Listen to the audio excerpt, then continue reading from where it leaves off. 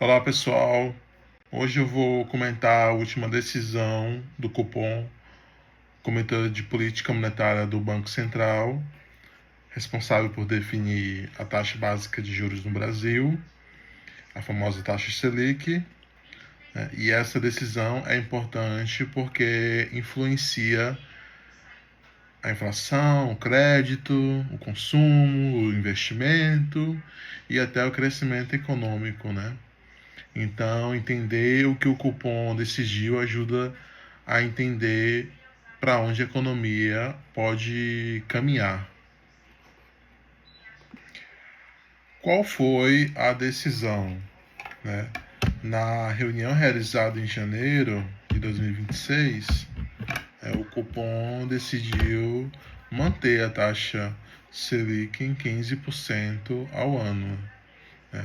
Segundo a ata, essa decisão foi considerada compatível com a estratégia de trazer a inflação para perto da meta ao longo do tempo. Né? Além disso, o Banco Central ele sinalizou que pode começar um ciclo de redução de juros nas próximas reuniões.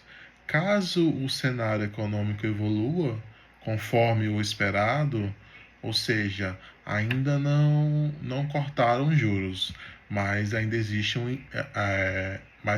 uma indicação de possível queda no futuro. O cupom ele destacou alguns fatores importantes no cenário econômico. Primeiro, o cenário internacional, que ainda tem incertezas, principalmente ligadas à economia dos Estados Unidos e às tensões geopolíticas, né? O que afeta mercados emergentes como o Brasil. Nesse cenário interno, a economia brasileira mostra uma desaceleração gradual do crescimento, mas o mercado de trabalho continua relativamente forte. Sobre a inflação, houve uma melhora recente, os índices estão desacelerando, mas ainda estão acima da meta. E as expectativas futuras também continuam um pouco elevadas.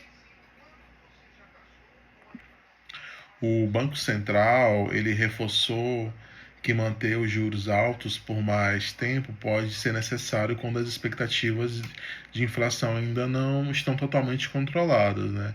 E isso acontece porque juros altos reduzem o consumo e o crédito e o que ajuda a conter a inflação, né? Por outro lado, isso também pode desacelerar a economia. Outro ponto a destacar foi a política fiscal, né? O cupom ressaltou que a disciplina fiscal e reformas estruturais elas ajudam a reduzir riscos econômicos e facilitam o controle da inflação, né? Então, ou seja, a política monetária e política fiscal elas precisam andar juntas, né? Falando um pouco sobre as expectativas futuras e os riscos, né, o Banco Central ele projetou inflação próxima de 3,4 para 2026, né, e 3,2 para 2027, valores mais próximos da meta, né, mas ainda existem os riscos. Né, inflação de serviços mais resistente, possível desvalorização cambial e as incertezas externas já comentadas. Né. Também existem riscos positivos, né? O que seriam esses riscos positivos? Como a gente pode citar a desaceleração maior da economia ou a queda de preços de commodities, né? Que poderiam reduzir ainda mais a inflação. Bom, internamente, a economia brasileira apresenta desaceleração no crescimento, é algo esperado após um período de juros altos, porém o mercado de trabalho ainda mostra resiliência, né?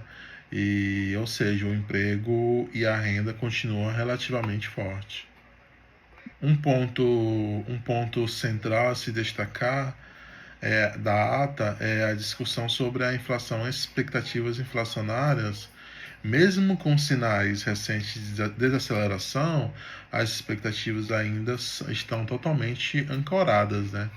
E isso significa que os agentes econômicos, as empresas, investidores, consumidores, eles ainda acreditam que a inflação pode permanecer acima da meta, né? Quando isso acontece, né, o Banco Central tende a manter os juros elevados, né, por mais tempo, porque os juros altos ajudam a reduzir a demanda, conter preços e reforça a credibilidade da política monetária, né? Mas existe um trade-off, né, nisso, que juros altos ajudam a controlar a inflação, porém podem desacelerar o investimento, o consumo e o crescimento. Bom, na interpretação, essa decisão mostra uma postura equilibrada do Banco Central. Por um lado, manter os juros altos preserva a credibilidade no combate à inflação, mas por outro lado, sinaliza uma futura queda que indica confiança gradual na melhora do cenário econômico. Isso sugere que a política monetária está entrando numa fase de transição, né? Saindo de um ciclo de aperto para um possível ciclo de mais flexibilidade e mais ainda com prudência, né? Esse tipo de postura é comum, né, quando a inflação começa a ceder, mas ainda há incertezas relevantes. Bom, para a gente, na prática, isso significa crédito, financiamentos e investimentos ainda ficam mais caros no curto prazo, né? Mas existe uma expectativa de melhora gradual se a inflação continuar caindo, né? A decisão do cupom mostra que, como política monetária, a inflação, crescimento econômico e política fiscal estão interligados, né? E é isso. Obrigado por assistir.